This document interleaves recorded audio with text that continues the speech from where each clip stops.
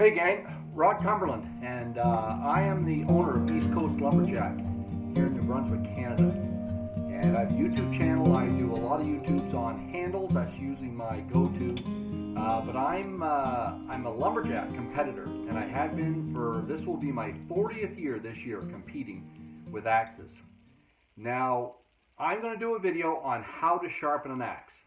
And I'm doing this because I've watched a lot of videos online, and as well-meaning as people are, they're not giving you really solid advice.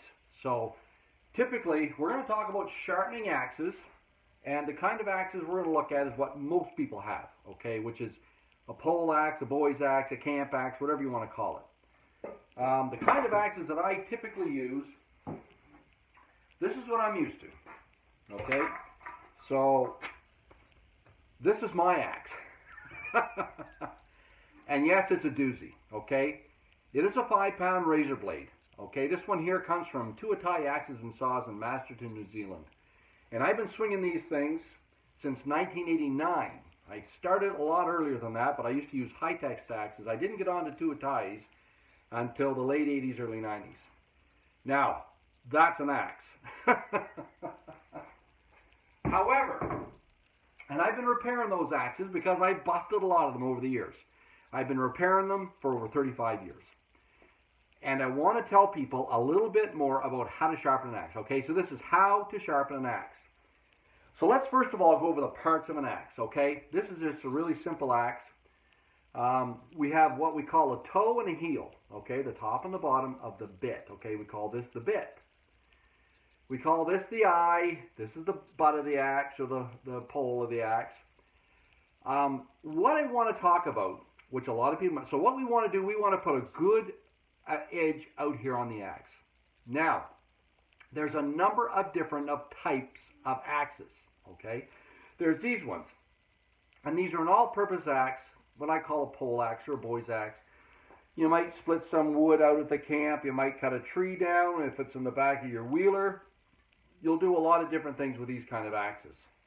Okay, so typically though, because you might be chopping with these, you want an edge that will chop wood, okay? Chop wood, which is different than this kind of an axe, okay? Looks almost the same.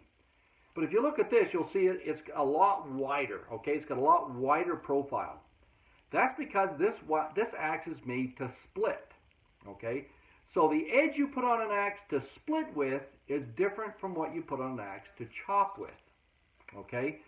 They're a lot stubbier, okay? They have a lot more angle, and then we're going to talk about angles here in a bit, okay? So splitting axes, you want more angle. Chopping axes, you want less angle. Now, there's a few other kinds of axes, okay? This other one here, this is a hewing axe, okay? And then a hewing axe is flat on one side and beveled on the other, because you're going to put the flat surface against your log as you're hewing that into a square. So this one here, you're only sharpening on this angle. This is the only side you have an angle. This side here is going to stay flat. So I'm mentioning this because all these axes, you need to do a little bit different things on them to get an edge. Okay, and I'm going to do some videos on this, but here's another one. Okay, this is your regular hardware store axe. All right, likely made in China, and I'm not crazy about that. But anyways, this one here, again, it all depends on what you're doing with the axe.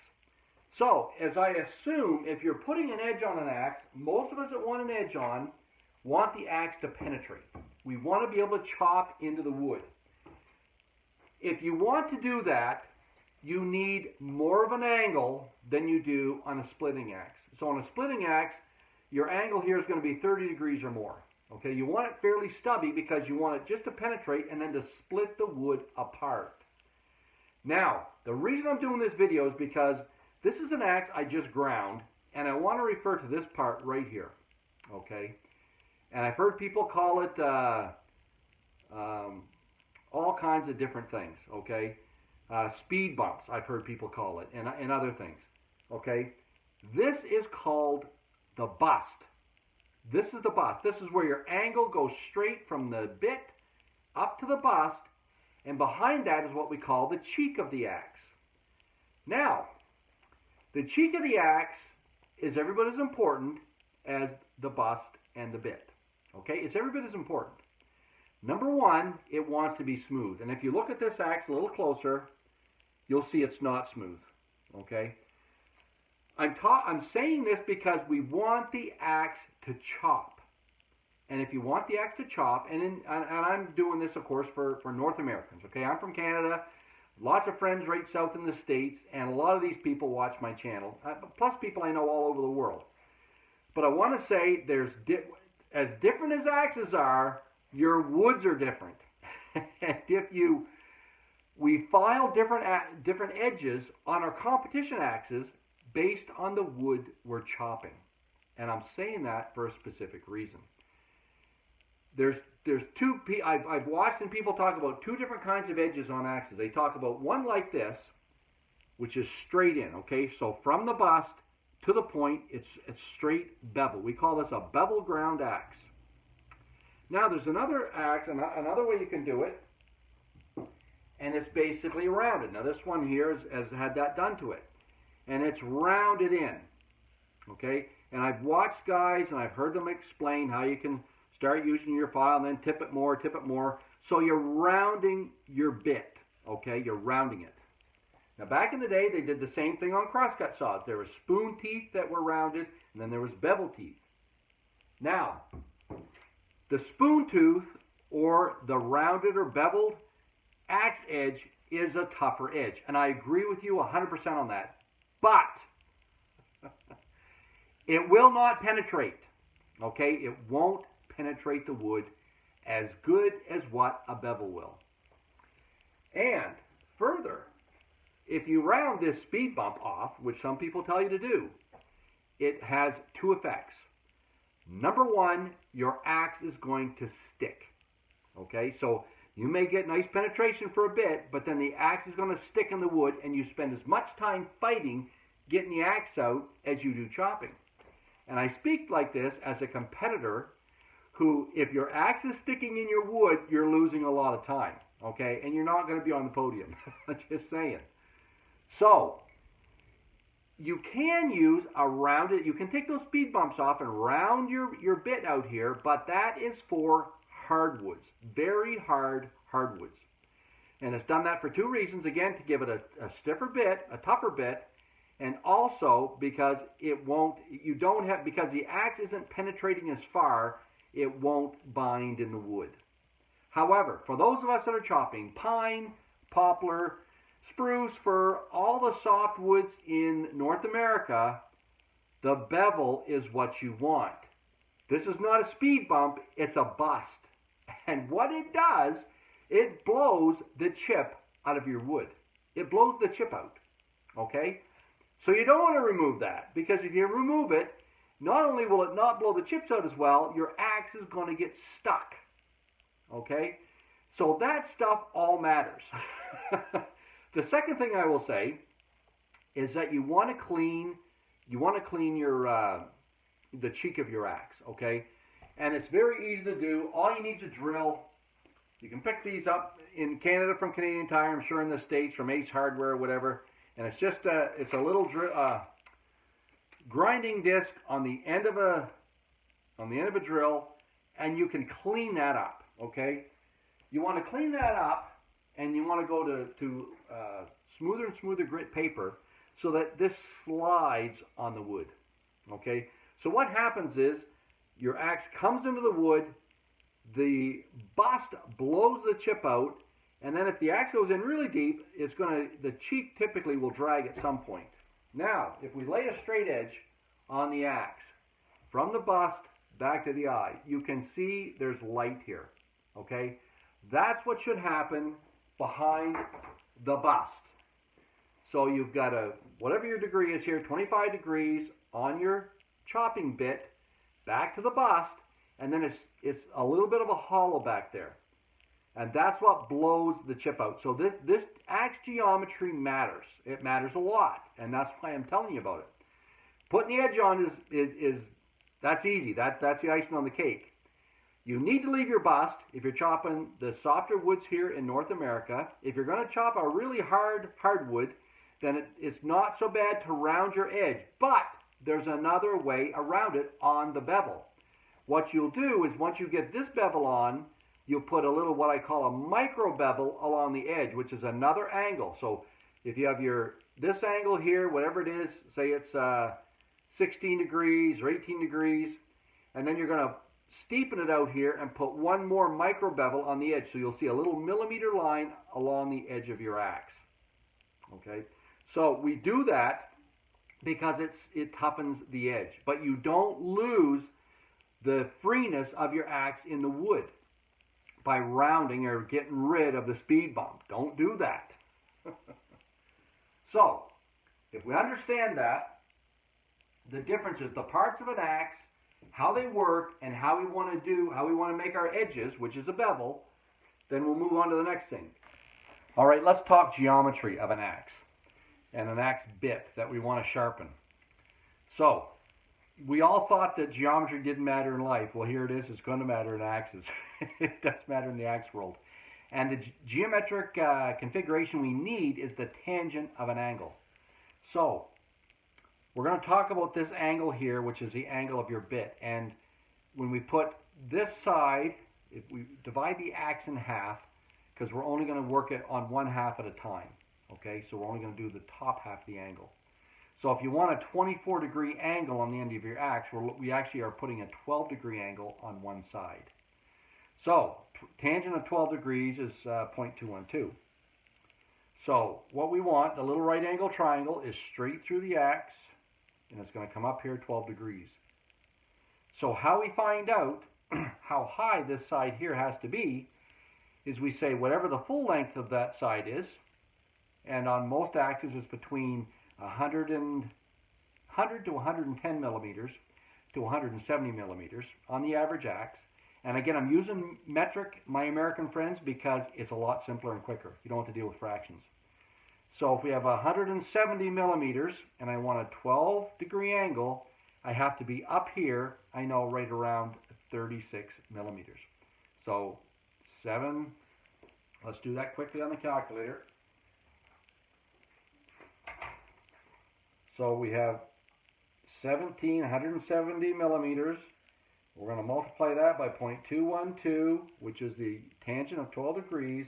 It says I need 36 millimeters to get that angle. So from here up, I need 36 millimeters. Most axe eyes are between 3 and 4 millimeters total, so that's about 15 to 20 mils already. So we've got to go an extra centimeter and a half to 2 centimeters on top of that to get a 12-degree angle out here on the edge. All right, so once you know that, all you need is all the tangents. I wrote them down here really quickly. Again, just use your scientific calculator. Ask Siri, hey Siri, what's a tangent of 14 degrees? And it'll tell you. That 0.212 or 0.4, whatever it is, 0.12 if it's 7 degrees, whatever it is, you multiply that by the length of your axe from the middle of the eye out, wherever you're going to be setting your tool, your file on, and that's going to tell you what your angle is. All right, so that's how you get the angle of the axe, the chopping bit. What we're going to do is I've made a little piece of wood. Now, another thing, to the people that use the rag method, nothing wrong with it. It does work, but it's not accurate because depending on where your rag is, how you readjust it, whether it moves or not, you're pushing up and down, you're changing that angle all the time. Make yourself a little block of wood, okay? Tip from the East Coast Lumberjack. That's a 1 centimeter block of wood. And once I put my axe into the vise, I'll bring it down just a second. I know it's going to scrape a little bit. There we go. So, get a good vise and fasten your axe. Leave it up just a little bit out of the jaws and tighten it in good. Okay? Now all you need to do is set your little block on top of the eye. And you can either use a file and you can use a Nicholson crescent file. I just found this one. Okay, Canadian Tire, there's a Nicholson crescent file. It's an axe file. It's got a nice little handle on it. Okay, works great. That's a good one. And it's a single cut on one side, double cut file on the other. I've ordered a couple other ones. This here's from Austria. It's another nice file. I ordered it online. They're not hard to find, okay? It's also a single cut file. And then I have a third one here. I ordered this one online as well. I use this one quite a lot, so I'm going to use this one right now. And once you put your block of wood on here, you can go back and forth on the edge of your axe, like this, and you're going to score it. Now, so what it looks like this. Okay, so you've scored the edge, and you can see it's shiny now. It's nice and shiny. That's what you're going to follow. And so you want a handle on the end of your file. And then what you want to do is you're basically going to start at that same angle, and it takes a little bit of practice, but if you want to, you can keep the little wooden block on there, and you're going to start scoring your file across the end of the bit like this. And you're going to hold the same angle the whole time. So what will happen is you'll notice this shiny piece gets wider, and it's going to keep getting wider because your file's sinking down into the metal, and eventually it's going to get out to the bit, to the edge of the axe. And that's what you want to do. You want to keep that same angle, keep going back and forth, just like this. And you want to just let the file bite into the metal and sink.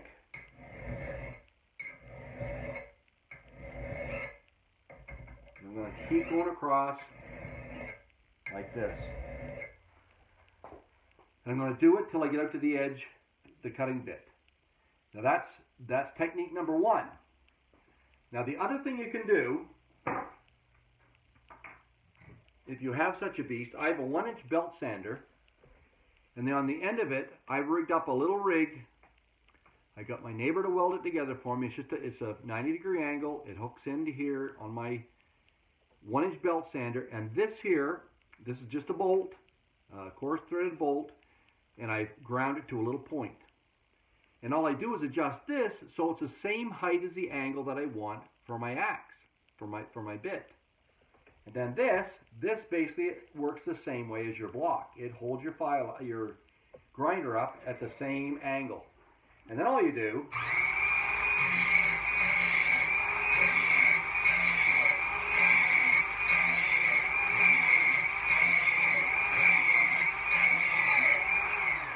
is go back and forth with your grinder.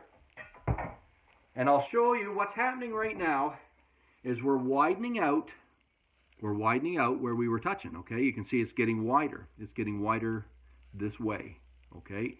And it's actually out to the bit here, not quite here. So you want to go along so it's out past the bit the whole length, okay? You should feel a little bit of a burr the whole way along the edge of that axe. Once you've gotten there, and you want to count your strokes, because however many you do on one side, when you flip it over to do the other, you want to do the same number of strokes, so that you know that this bevel and this bevel are the same. All right? Now, the other thing you need to do, we talked about this profiling an axe.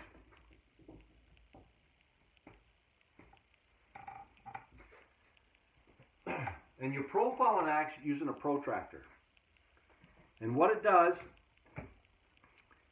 you are going to set your protractor so that from the heel of the axe, it's going to score right across here.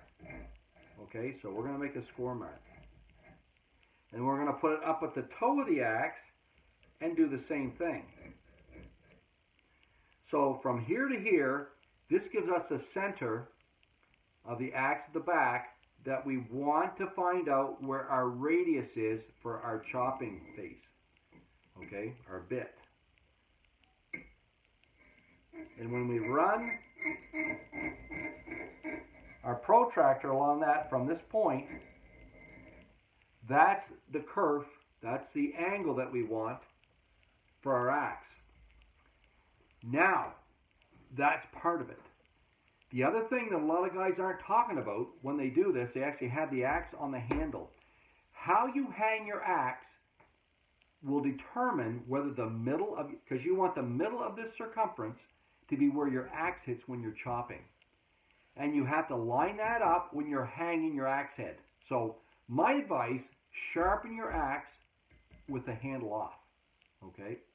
And if you sharpen your axe with the handle off, do it properly in the vise like this so it's good and solid.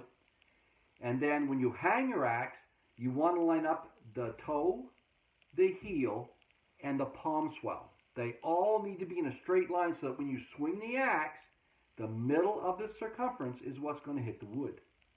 All right, we do this in competition axes, and it's the same thing for the smaller axes. It's the same thing. So you want your axe hung so that the center of your circumference is in the middle of the axe, and it's actually hitting when your axe handle swings at the wood. Okay, so that's how that works. So heel and toe, you make your scar mark. Once you have where they crisscross back here, then this here goes along. And actually what you can do, you can actually take a grinder and actually follow that circumference to make sure it's perfect. All right. The other thing you can do is actually when you're grinding, if you actually hold your grinder, my 1-inch grinder, right at this mark, if I drill a hole here and hold it right there and I go back and forth with my grinder, it will ensure that my circumference is exactly the way it should be. So, let's wrap up. There's a lot of different types of axes. Okay, there's lots. There's broad axes, there's double axes, and we talked about the double bitter. There's also double bitters, same thing. And on most double bitters back in the day, before we wrap up, usually what they had a thin edge on one side and a thicker edge on the other. That's why they had a double bitted axe. So at the thin side they could use to fell the tree, the thick side they would use for the tougher limbs to limb it with. So your firs and your spruces, they would limb with the thick side, chop with the thin side. That's why they had a double bitter. So the same thing on these. If you're actually going to make your double bitter like they're typically made for and how you'd use them in the woods, you want to chop it so you want a lot thinner angle out here. Maybe you want a 24 or 22 degree edge out here, and you want a 30 degree edge over here on this one.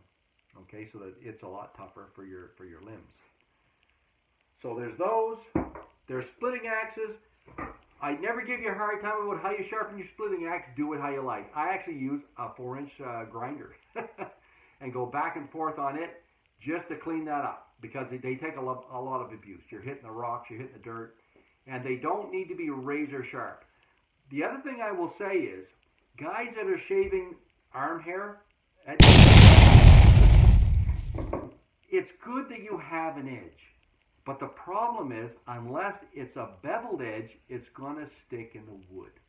You can get it as sharp as you want on the bit. If you don't do the right geometry on your bit and on the cheek of your axe is going to stick.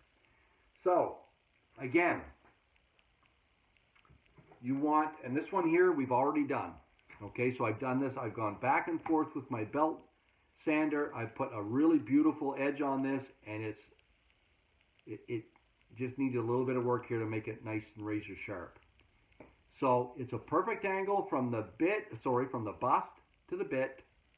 Okay, this one here is actually 24 degrees.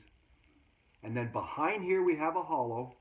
Okay, that's what you want. So that's your cheek, and it's going to be hollowed out so that your bust blows the chip out. Okay, so if this is rounded the opposite way, your axe is going to stick in the wood.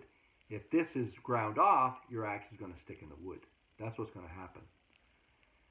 So the other thing you can do to toughen up an edge, once you put this bevel on, that's what you want to do. You can put a micro bevel out on the edge, which is tipping your file a little bit more and putting a 1 millimeter micro bevel out on the edge to toughen the edge up. So again, that's how to sharpen an axe properly on the old